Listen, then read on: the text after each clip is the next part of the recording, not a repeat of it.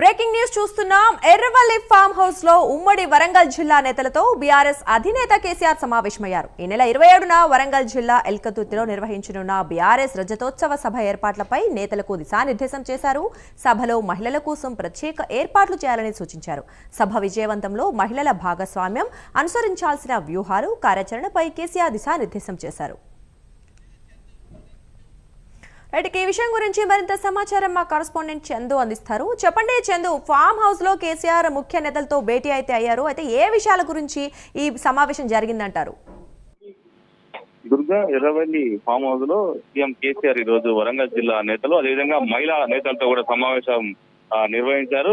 ప్రధానంగా ఈ రోజు ఈ సమావేశంలో ఎమ్మెల్సీ కవితతో పాటు కొంతమంది మహిళా నేతలు, అదేవిధంగా వరంగల్ జిల్లాకు సంబంధించినటువంటి నేతలు కూడా పాల్గొన్నారు. ప్రధానంగా ఈ సభకు పెద్ద ఎత్తున మహిళలను కూడా సమీకరిస్తున్నారు. ఎందుకంటే మహిళల భాగస్వామ్యం కూడా సభలో ఉండాలని కూడా కేసీఆర్ భావిస్తున్న క్రమంలో మహిళలు కూడా పెద్ద సంఖ్యలో బీఆర్ఎస్ రజతోత్సవ బహిరంగ సభకు హాజరయ్యేటువంటి అవకాశం ఉన్నందున ఒకవైపు ఎండ వేడిమి చాలా ఎక్కువ ఉంది. ఎందుకంటే ఇప్పటికీ ఎండలు దంచుకొడుతున్న నేపథ్యంలో మహిళలకు ప్రత్యేకంగా గ్యాలరీలు ఏర్పాటు చేయాలి, వాళ్లకు ప్రత్యేక సీటింగ్ ఏర్పాటు చేసి అక్కడే కూర్చోబెట్టాలి, ఎలాంటి ఇబ్బందులు కలగకుండా మహిళలకు చూడాలనేటువంటి ఆదేశాలు కూడా వరంగల్ జిల్లా నేతలకు కూడా కేసీఆర్ దిశానిర్దేశం చేశారు. ముఖ్యంగా చూసినట్టయితే బీఆర్ఎస్ పార్టీ ఈ నెల 27తో 25 ఏళ్లు కూడా పూర్తి చేసుకుంటుంది. సిల్వర్ జూబ్లీ ఉత్సవాలను ఘనంగా నిర్వహించాలని కూడా కేసీఆర్ ఇప్పటికే నేతలకు చెప్పారు. ముఖ్యంగా ఉమ్మడి జిల్లాల వారీగా సభలు, సమావేశాలు కూడా ఫామ్ హౌస్ లో నిర్వహించారు. ఒక్కొక్క నియోజకవర్గం నుంచి దాదాపు 3000 మందిని సమీకరించాలని కూడా ఇప్పటికే చెప్పిన నేపథ్యం పెద్ద ఎత్తున,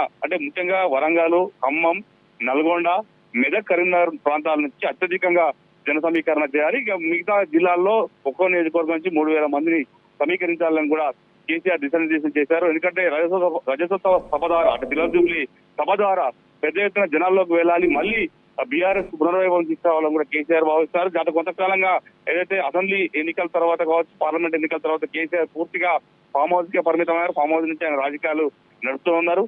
ఈ క్రమంలో మరోసారి జనాల్లోకి వచ్చేటువంటి ప్రయత్నం కేసీఆర్ చేసి సభ ద్వారా మళ్ళీ ప్రజల్లోకి రావాలని కూడా భావిస్తున్నారు.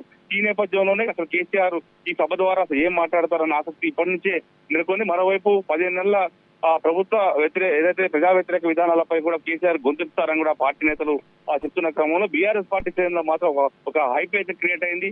పెద్ద ఎత్తున జోష్ అయితే కనిపిస్తా ఉంది. వాళ్ళంతా కూడా సభకు చాలా ఉత్సాహంగా వెళ్లాలనేటువంటి ఒక కనిపిస్తోంది. ఈ నేపథ్యంలోనే దాదాపు 5 నుంచి 10 లక్షల మంది జన సమీకరణ చేసి సత్తా చాటాలి, భారతదేశంలో ఇలాంటి సభ మరొకటి నిర్వహించకూడదు అనేటువంటి, అంటే ఆ స్థాయిలో ఆ బహిరంగ సభకు ప్లాన్ చేస్తున్న క్రమంలోనే వరుసగా కేసీఆర్ ఎర్రవల్లి ఫామ్ హౌస్ లో సమావేశాలు నిర్వహిస్తూ వస్తున్నారు. దుర్గా.